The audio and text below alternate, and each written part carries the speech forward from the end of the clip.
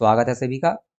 ये है computer class और इस क्लास में हम पढ़ने वाले हैं कंप्यूटर की जो पीढ़ियां हैं, जनरेशन। तो उनसे क्या कुछ क्वेश्चन एग्जाम में हमारे पहले जो प्रीवियस एग्जाम है उनमें जहाँ से भी क्वेश्चन बने हैं सारी चीज़ें देखेंगे। आपका चाहे एसएससी का एग्जाम हो या DSSB का एग्जाम हो या ऐसा एग्जाम हो जो जिसमें कंप्यूटर आता है, तो ये सभी के लिए बेनिफिशियल होगा। चलिए बात करें फर्स्ट जनरेशन की, तो पहली जो पीढ़ी थी वो हमारी 1940 से स्टार्ट हुई थी और 1956 तक जितने भी कंप्यूटर हुए वो पहली पीढ़ी के थे। पहली जनरेशन जो है उस जनरेशन की विशेषताओं की बात करें तो देखो 1940 से शुरुआत हुई, 56 तक ये हो गया एक क्वेश्चन। ये बात कई बार पूछा जाता है। बाकी तो जो सबसे ज़्यादा पूछा जाता है वो पूछा जाता है इस जनरेशन में किस चीज़ का यूज किया हुआ था। तो जो वैक्यूम ट्यूब टेक्नोलॉजी के बने हुए थे कंप्यूटर। तो एग्जाम में ये क्वेश्चन पूछता है कि फर्स्ट जनरेशन में कौन सी टेक्नोलॉजी यूज हुई थी, तो वो हुई थी हमारी वैक्यूम ट्यूब टेक्नोलॉजी। और इसमें क्या था, मशीन भाषा का उपयोग किया गया था। लैंग्वेज कौन सी थी इसकी, मशीनी भाषा, मशीनी लैंग्वेज में ये कंप्यूटर बने हुए थे। और मेमोरी की बात करें, टेक्नोलॉजी हो गई वैक्यूम टेक्नोलॉजी और लैंग्वेज हो गई मशीन वाली और मेमोरी हो गई चुंबकीय टेप। जो इसमें मेमोरी थी वो चुंबकीय टेप के रूप में थी या फिर पंच कार्ड में।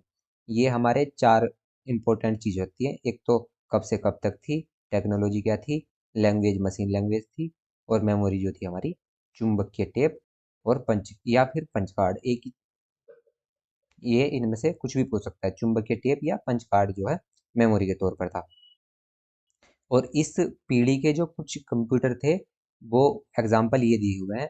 जो ENIAC है, कई बार पूछा जाता, तो पहली पीढ़ी का कंप्यूटर है ये। और ये है EDSAC, EDSAC ये भी, और EDVAC और UNIVAC 2, EDVAC 2 था, ये UNIVAC 2 था। और IBM 701। वैसे यहाँ से एग्जाम्पल से मुश्किल से क्वेश्चन बनता है, क्वेश्चन ये चार बनते हैं, चारों ये नोट कर लेना। चलिए अब चलते हैं दूसरी पीढ़ी। पहली पीढ़ी हमारी कहाँ तक चली, 56 तक। अब 56 के बाद हमारी दूसरी पीढ़ी स्टार्ट हो जाती है। ये 1956 से कहाँ तक चली, 1963, 1963 तक। एक तो यही हो जाता है इम्पोर्टेंट। और इस पीढ़ी में कौन सी टेक्नोलॉजी का यूज हुआ, इस पीढ़ी में दूसरी वाली में हुआ ट्रांजिस्टर का। ये इम्पोर्टेंट पॉइंट हो जाता है। और इसका जो विकास था विलियम शोकले ने किया था। किसका, ट्रांजिस्टर का। तो काफी बार ये क्वेश्चन पूछा गया था, जाता है कि ट्रांजिस्टर का विकास या आविष्कार किसने किया था, तो ये विलियम शोकले द्वारा किया गया था और 1947 में, हमारे आज़ादी वाले साल। और इसमें लैंग्वेज जो है असेंबली लैंग्वेज का प्रयोग किया जाता है। और मेमोरी के रूप में इसमें चुंबकीय टेप का यूज किया जाता है। और पहली पीढ़ी में भी हमारी जो मेमोरी थी उसमें भी चुंबकीय टेप का यूज किया गया था। तो मेम मेमोरी तो अभी तक सेम है, उसमें एक चीज़ और था, चुंबकीय टेप या फिर पंच कार्ड। तो सिर्फ इसमें चुंबकीय टेप का यूज हुआ। इस पीढ़ी के कंप्यूटर में IBM ये 1401 ये प्रमुख है, इसका उदाहरण है जो लोकप्रिय एवं बड़े पैमाने पर उत्पादित किया गया।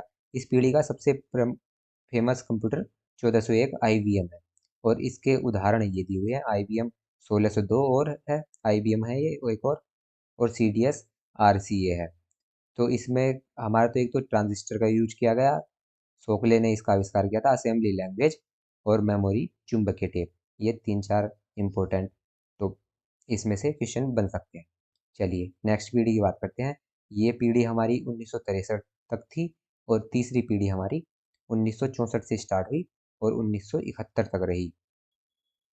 और इस जनरेशन में कौन सी टेक्नोलॉजी आ गई, अब आ गई IC चिप। तो इसमें हमारा IC का यूज किया गया। और IC का पूरा नाम क्या होता है, इंटीग्रेटेड सर्किट। और इसका जो आविष्कार हुआ या विकास हुआ 1958 में हुआ। और किसने किया, किवली जैक किवली द्वारा इसका आविष्कार किया गया था IC का। तो एक तो IC वाला इंपॉर्टेंट तो पॉइंट हो जाता है और जैक किलवी द्वारा किया गया।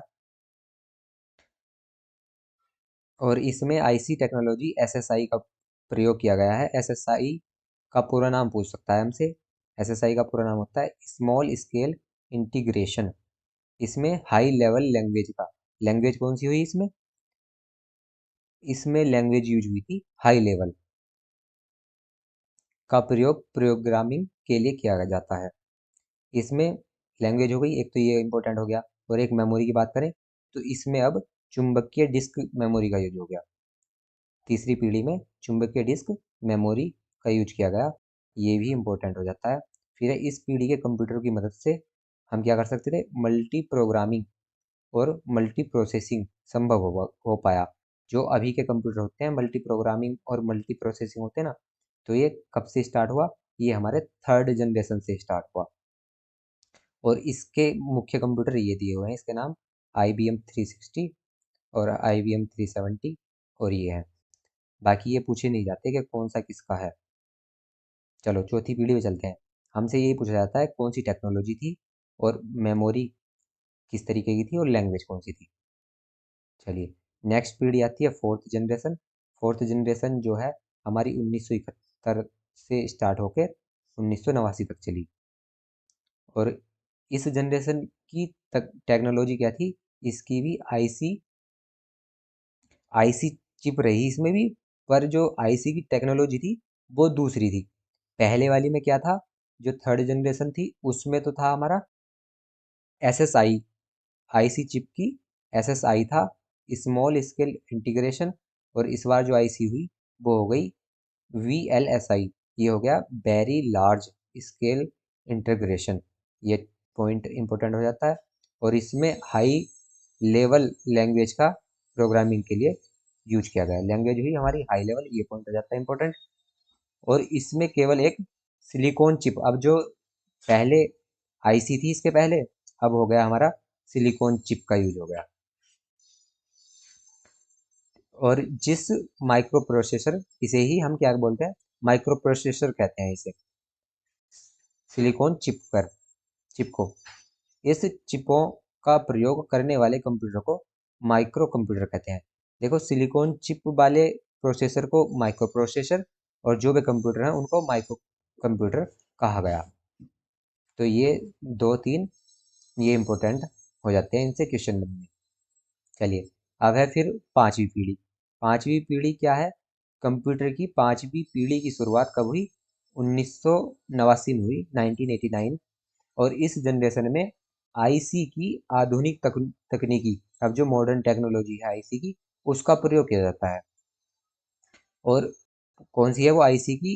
ULSI, ultra large scale integration का यूज किया जाता है। इसमें high level language high level है। आईसी चिप का ULSI मॉडल का यूज किया गया, जो अधिक सरल है। ये वाली जो अब हाई लेवल भाषा हो गई लैंग्वेज, वो अत्यधिक सरल है। और इन भाषाओं में GUI इंटरफेस का यूज किया जाता है। GUI क्या होता है? ग्राफिक यूजर इंटरफेस, जो हमारे ग्राफिक्स बने हुए आते हैं। ग्राफिक्स का मतलब वो है जो ये डिज़ाइन फोटो बने हुए आते हैं, जैसे स्टार्ट का ऐसे बना हुआ आता है, तो ये ग्राफिक्स है। तो ये ग्राफिक्स ने हमें इजी कर दिया सारे काम करने। पहले वरना हम कमांड देते थे, जैसे हमें माइक्रो माइक्रोसॉफ्ट ऑफिस में वर्ड खोलना हो तो हम विन उसकी कमांड देते थे, तब वो करता था। टेक्स्ट कमांड देते थे फिर वो एक्शन करता था। पर अब क्या है? अब हम सिर्फ ग्राफिक्स पे क्लिक करने से वो कमांड हमारी ओपन हो जाती है। तो ये पांचों पीढ़ी हो गई, इनसे जो भी क्वेश्चन बन सकते थे हमने देख लिए। चलिए आगे देखते हैं। देखो अभी तक जितनी भी पीढ़ी आ चुकी है, जनरेशन, वो हमने देखा। अब है जो हमारे फ्यूचर में आने वाली पीढ़ी है, तो किस तरीके के हमारे फ्यूचर में कंप्यूटर होंगे ये देखते हैं। देखो फ्यूचर में आने वाली जिस टेक्नोलॉजी पर काम चल रहा है, पहली है नैनो टेक्नोलॉजी। नैनो टेक्नोलॉजी क्या है? जो 10 से 9 माइक्रो, एम फॉर माइक्रो पर निर्मित नैनो ट्यूब्स के प्रयोग से अत्यंत छोटे व विशाल क्षमता वाले कंप्यूटर के विकास का प्रयास किया जा रहा है। क्या ये कंप्यूटर जो है बहुत ही छोटे होंगे बहुत, इनकी चिप बहुत ही ज़्यादा छोटी हो जाएगी और कंप्यूटर का साइज भी छोटा हो जाएगा। और इनकी क्षमता जो रहेगी, क्षमता इनकी अधिक रहेगी, तो ऐसे कंप्यूटर को क्या बोला जाएगा? नैनो कंप्यूटर बोला जाएगा। तो हमसे अगर पूछेगा तो एग्जाम में ये पूछ सकता है कि नैनो कंप्यूटर किस तरीके के होंगे। फिर है quantum quantum computer. Quantum computer क्या है? यह सॉरी क्वांटम ही है ये। यह प्रकाश के क्वांटम सिद्धांत पर आधारित है, जिसमें आंकड़ों का संग्रहण और संसाधन क्वांटम कण कहते हैं। क्वांटम कणों के जो प्रकाश का होता है ना, बहुत तेज होता है, और क्वांटम का जो सिद्धांत है प्रकाश का, उसके सिद्धांत पर ही काम करेगा ये। ये कण युग्म हैं, जो कणों का एक समूह होगा, उनके द्वारा काम करेगा। तो ये भी क्वांटम कंप्यूटर जो होगा हमारा, ये बहुत ही ज़्यादा स्मॉल होगा ये भी, और ये भी बहुत तेज होगा। ये नैनो कंप्यूटर से भी तेज होगा। चलिए, इनसे क्वेश्चन वैसे मुश्किल है पूछना, पर हमें पता होना चाहिए कि कंप्यूटर, क्वांटम कंप्यूटर और नैनो कंप्यूटर क्या होंगे। अब देखते हैं एप्लीकेशन पर आधारित कंप्यूटर के प्रकार। एप्लीकेशन के हिसाब से कंप्यूटर कितने प्रकार के होते हैं? तो देखो, एप्लीकेशन के आधार पर कंप्यूटर 3 प्रकार के होते हैं। फर्स्ट टाइप है हमारा एनालॉग कंप्यूटर, और सेकंड टाइप है डिजिटल कंप्यूटर, और थर्ड होता है हमारा हाइब्रिड कंप्यूटर। पहले देखते हैं एनालॉग कंप्यूटर क्या होता है। तो वे कंप्यूटर जो भौतिक मात्राओं को नापने का कार्य करते हैं, भौतिक मात्राएं जो नापते हैं हमारे, उन्हें एनालॉग कंप्यूटर कहते हैं। इनका उपयोग किस में कर सकते हैं हम? क्योंकि ये भौतिक मात्राएं नापते हैं, तो विज्ञान में और इंजीनियरिंग में इन इनका उपयोग किया जाता है। क्योंकि विज्ञान में और इंजीनियरिंग में ही तो हमारे परिणाम या भौतिक चीज़ें नापने का यूज किया जाता है। तो पता चल गया हमें एनालॉग कौन सा होता है। डिजिटल कंप्यूटर कौन से होंगे? ये कंप्यूटर अंकों की गणना करते हैं, जो डिजिट की गणना करते हैं, ये तो हम नापने तोलने का काम करेंगे एनालॉग। और डिजिटल क्या होंगे? ये अंकों की गणना करेंगे, कैलकुलेशन। तो ये डिजिटल कंप्यूटर हो जाएंगे। और अधिकांशतः कंप्यूटर जो हैं डिजिटल कंप्यूटर होते हैं। जो हम यूज करते हैं, ये जो पर्सनल कंप्यूटर जितने भी हैं, ये सब डिजिटल कंप्यूटर ही हैं। एनालॉग कंप्यूटर वे हैं जो इंजीनियरिंग वगैरह में, या फिर जो होता है हमारे वैज्ञानिक वगैरह, साइंटिस्ट वगैरह वे यूज करते हैं, उनमें एनालॉग कंप्यूटर होते हैं। ये मतलब आमतौर पर ऐसे हर जगह नहीं मिलते। जो आमतौर पर मिलते हैं वे डिजिटल कंप्यूटर होते हैं। फिर देखते हैं हम हाइब्रिड कंप्यूटर। हाइब्रिड कंप्यूटर कौन से होते हैं? तो वे कंप्यूटर जो एनालॉग एवं डिजिटल कंप्यूटर दोनों का कार्य करते हैं, जो दोनों का ही काम करें, उन्हें हाइब्रिड कहते हैं। हम हाइब्रिड के नाम से पता चल रहा था हमें। तो ये कहाँ पे देखने को मिल सकते हैं हमें? ये हमें पेट्रोल पंप पर देखने को मिल सकते हैं। इसमें क्या होता है, ये पेट्रोल की मात्रा को तो नापता ही है, पेट्रोल की, और क्या मापता है वो? उसके मूल्य की गणना भी करता है। पहले उसे मापेगा कि कितना पेट्रोल हो गया, उसकी मात्रा, फिर उसके बाद उसके मूल्य की भी गणना करेगा। तो ये दोनों काम कर रहा है ना हमारा, तो ये हो जाता है हाइब्रिड कंप्यूटर। यहाँ पे थोड़ा कंप्यूटर के बारे में बताया हुआ है। कंप्यूटर शब्द की उत्पत्ति और परिभाषा। देखो, कंप्यूटर शब्द की उत्पत्ति जो है लैटिन भाषा से हुई है। ये भी एग्जाम में वैसे क्वेश्चन बनता है। लैटिन भाषा से कंप्यूटर की शब्द की उत्पत्ति हुई है, और इसका अर्थ क्या हुआ? गणना करना, कंप्यूटर का। तो कंप्यूटर, जिसे हिंदी में क्या बोलते हैं, इसे अभिकलित्र बोला जाता है, या फिर संगणक कहा जाता है इसे हिंदी में। और ये जो है सामान्यतः ऐसे यंत्र हैं जो बहुत तेज गणनाएं कर सकते हैं, है ना। कंप्यूटर यही तो है, तेजी से गणना कर सकते हैं। और इसके जो कंप्यूटर के हैं, अगर इसके फुल फॉर्म की बात करें तो ये इसे कुछ ऐसे ही लिखते हैं। कंप्यूट कंप्यूट को क्या लिखा जाता है? C for calculation, O for operative, M for mechanics, और फिर है processing, U for useful, D for T for theses, और ई फॉर एक्सटेंसिव। इसकी हिंदी ये है। देखो, ये है अवेकस। अवेकस ये सबसे पहला कंप्यूटर माना जाता है। यह सबसे पहला और सबसे सरल यंत्र था। अगर कंप्यूटर की बात करें तो ये भी एक तरीके का, इसे कंप्यूटर बोल सकते हैं। पर ये जो था सारा यांत्रिक ही था ये सब। इसमें ऐसे कुछ डंडियाँ होती थी, और उसमें ये गोल गोल छल्ले होते थे, उसके द्वारा गणना की जा सकती थी। उसमें मल्टीप्लाई भी कर सकते थे, ऐड भी, मतलब जोड़ घटान सब कैलकुलेशन कर सकते थे अवेकस के द्वारा। तो ये पहला कंप्यूटर माना जाता है। इसका उपयोग गणन कार्यों में कर सकते थे, गणना के लिए। और आधुनिक शोधों के अनुसार ली काई चैन को इसके इसके आविष्कारक कौन है? ली काई चैन इसके आविष्कारक माना जाता है। अबेकस लकड़ी का एक आयताकार ढांचा होता था।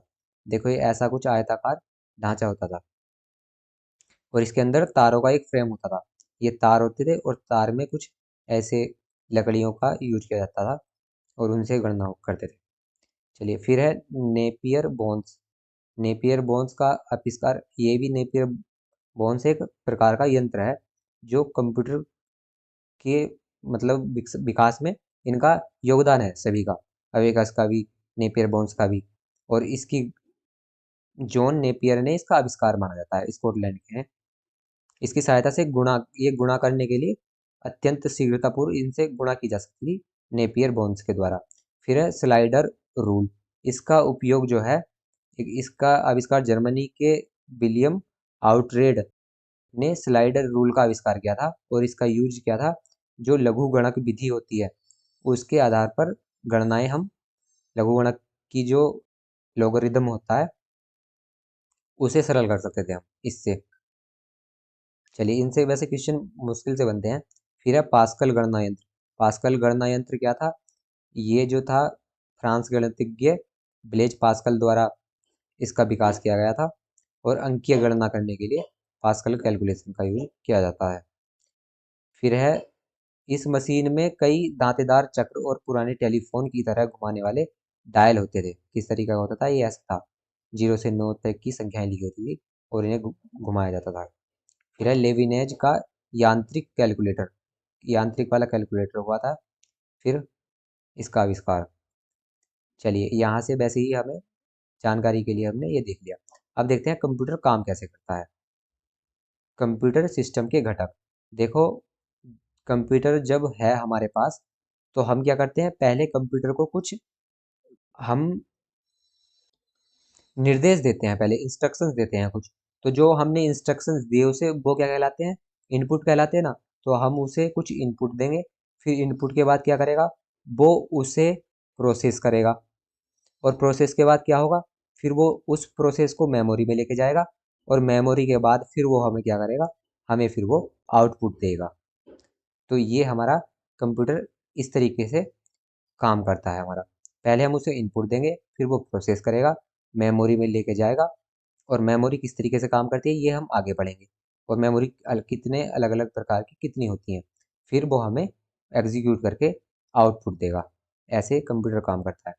अब इनपुट डिवाइस की बात करें तो इनपुट डिवाइस जो भी जिन डिवाइस के द्वारा मैं कंप्यूटर को इंस्ट्रक्शन दे सकते हैं, हम जो हैं कंप्यूटर को इंस्ट्रक्शन जिन डिवाइस के द्वारा भी देते हैं उन्हें इनपुट डिवाइस कहते हैं। जैसे कि ये मैं लिख रहा हूँ तो ये जो है ये हमारी क्या हो गई, पेन है। ये पेन भी हमारा क्या हो गया, इनपुट डिवाइस हो गया। और अगर मुझे कुछ टाइप करना होगा तो ये कीबोर्ड, ये भी इनपुट डिवाइस हो गया। माउस जिससे मैं यहाँ कहीं भी लेके जा रहा हूँ, क्लिक कर रहा हूँ, तो ये भी हमारा इनपुट डिवाइस हो गया। तो क्या है इनपुट डिवाइस? मानवीय निर्देशों को कंप्यूटर के समझने योग्य संकेतों में परिवर्तित करने के लिए युक्तियों का प्रयोग करते हैं, उन्हें इनपुट डिवाइस कहते हैं, जिनसे हम कंप्यूटर को निर्देश दे सकते हैं। तो वे डिवाइस इनपुट डिवाइस है। ठीक है। और बात करें आउटपुट डिवाइस की, तो आउटपुट डिवाइस क्या हो जाएगा? आउटपुट डिवाइस वे हो जाएगा जो कंप्यूटर हमें जिनके द्वारा कंप्यूटर से आउटपुट मिलता है। कैसे? जैसे कि मुझे किसी डॉक्यूमेंट का प्रिंट चाहिए, तो प्रिंट कौन देगा मुझे? प्रिंट देगा प्रिंटर। तो प्रिंटर क्या हो गया? प्रिंटर हमारा आउटपुट डिवाइस हो गया। अब नेक्स्ट है सीपीयू। सीपीयू का कार्य दिए गए डेटा को प्रोसेस करना है। सीपीयू जो होता है हमारा डेटा को प्रोसेसिंग का काम करता है और उससे आउटपुट रूप में सूचनाएं परिणाम प्रदर्शित करती है। वो प्रोसेस करता है सीपीयू हमारा। प्रोसेस ये हमने देखा ना कि हमने उसे इनपुट दिया, फिर क्या होगा, फिर प्रोसेसिंग होगी, प्रोसेस होगी। तो प्रोसेस करेगा कौन? ये प्रोसेसिंग का काम हमारा सीपीयू करता है। सीपीयू प्रोसेस करेगा, फिर हमने उसके परिणाम प्रदर्शित होंगे। और सीपीयू को मुख्यतः 3 भागों में बांटा गया है। देखो ये सीपीयू के भाग देखते हैं। हमने कुछ इनपुट दिया हमने, तो फिर वो सीपीयू में गया। और सीपीयू के 3 भाग होते हैं। एक तो होता है पहला एएलयू, फिर मेन मेमोरी, नहीं, ये इसके ये हैं सीपीयू के जो हैं 3 भाग। एक तो पहला होता है इनपुट यूनिट, दूसरा होता है कंट्रोल यूनिट जो कंट्रोल काम करता है, सबसे मेन यही होता है कंट्रोल यूनिट, और तीसरा होता है आउटपुट यूनिट। पहले तो हमारी सीपीयू का वो भाग जो इनपुट लेता है उसे इनपुट यूनिट कहते हैं, जो चीज़ों को एग्जीक्यूट करता है या कंट्रोल करता है उसे कंट्रोल यूनिट कहते हैं, और जो आउटपुट देता है उसे आउटपुट यूनिट कहते हैं। और कंट्रोल यूनिट में क्या क्या होता है, एएलयू होता है। एएलयू जो है वो गणना करने के लिए होता है ना, तो इसमें कंट्रोल यूनिट में एक तो एएलयू होता है, फिर मेन मेमोरी, और ये जो काम होता है कंट्रोल यूनिट में ये ऐसे होता है, पहले कंट्रोल यूनिट तो एएलयू को इंस्ट्रक्शन भेजेगा, फिर एएलयू कहाँ भेजेगा, मेन मेमोरी में भेजेगा। मेन मेमोरी हमारी कौन सी होती है, रैम और रोम होती है ना, तो ये मेन मेमोरी में आएगा एएलयू से रैम और रोम में, वहाँ पे जो एग्जीक्यूशन होगा, फिर उसके बाद कहाँ जाएगा, सेकेंडरी मेमोरी में जाएगा। सेकेंडरी मेमोरी जो है रैम और रोम के अलग जितनी भी बची वो सेकेंडरी मेमोरी बची हमारी। सेकेंडरी मेमोरी क्या क्या हो सकती है, ये सेकेंडरी मेमोरी में हमारी बची हुई जितनी भी हैं, अब तो एसएसडी आने लगी है, पहले हार्ड ड्राइव आती थी, अब एसएसडी आने आती है, एसएसडी ज़्यादा तेज होती है। ये सब सेकेंडरी मेमोरी है। पेन ड्राइव अगर हम इंस्टॉल करेंगे, पेन ड्राइव भी हमारी सेकेंडरी मेमोरी में ही आएगा। और कंट्रोल यूनिट में पहले एएलयू में गई प्रोसेसिंग, फिर मेन मेमोरी में गई, फिर सेकेंडरी मेमोरी में गई, सेकेंडरी मेमोरी के बाद फिर मेन मेमोरी में आएगी, फिर एएलयू में जाएगी, फिर ये हमारा काम हो गया एग्जीक्यूट, फिर वो आउटपुट यूनिट को भेजेगा और फिर उससे हमारा आउटपुट मिलेगा। तो कंप्यूटर ऐसे काम करता है कुछ। अब यहाँ पे देख लेते हैं कंट्रोल यूनिट क्या है। कंट्रोल यूनिट जो है कंप्यूटर की आंतरिक क्रियाओं को संचालित करके उस उन्हें नियंत्रित करती हैं, और बाद में हमें क्रियाओं को एएलयू मेमोरी में आदान प्रदान करती हैं। कंट्रोल यूनिट का क्या काम है, ये आंतरिक क्रियाएं जो होती हैं इंटरनल प्रोसेस उसको एग्जीक्यूट करती हैं। कंट्रोल यूनिट जैसा कि हमने अभी यहाँ पे देखा भी, कंट्रोल यूनिट ने क्या किया था। चलिए फिर देखते हैं अर्थमेटिक लॉजिक यूनिट। एएलयू को क्या बोला जाता है, एएलयू को बोलते हैं हम अर्थमेटिक लॉजिक यूनिट।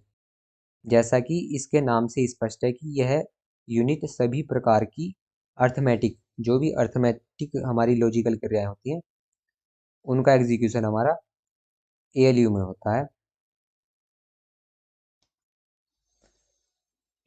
और तथा निर्देशों को प्राप्त करके उन्हें क्रियान्वित करता है। जितनी भी हमारी अर्थमेटिक वाली चीज़ें होती हैं वो सब हमारे एएलयू में होती हैं।